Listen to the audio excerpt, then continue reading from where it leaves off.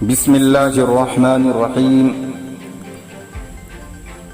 معروف صحافی ڈاکٹر عبدالقادر شمس کا انتقال، علمی و صحافتی حلقوں میں رنج و غم کی لہر۔ انا للہ و انا الیہ راجعون۔ اردو کے معروف صحافی اور روزنامہ سہارا کے senior sub editor doctor Abdul Qadir Shams کا آج مجیدیہ ہسپتال دہلی میں انتقال ہو گیا ہے۔ مرحوم کورونا کے مریض تھے اور گزشتہ 2 ہفتوں سے زیر علاج تھے۔ پہلے انہیں ہولی فیملی میں ایڈمٹ کیا گیا، وہاں افاقہ نہ ہونے کی وجہ سے کرپس اور پھر مجیدیہ ہسپتال میں داخل کروایا گیا تھا۔ عبدالقادر شمس اردو کے اچھے تجربہ کار اور مقبول و معروف صحافی تھے۔ انہوں نے کم عمر میں بڑی کامیابیاں حاصل کیں۔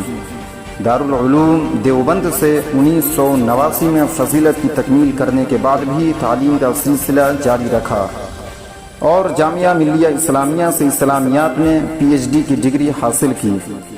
ان کے علماء و دانشوران سے بہت اچھے مراسم تھے اور اپنی عملی زندگی کی ابتدا انہوں نے قاضی مجاہد الاسلام قاسمی کی سرپرستی میں قائم ہونے والی تنظیم ملی کونسل سے کی تھی۔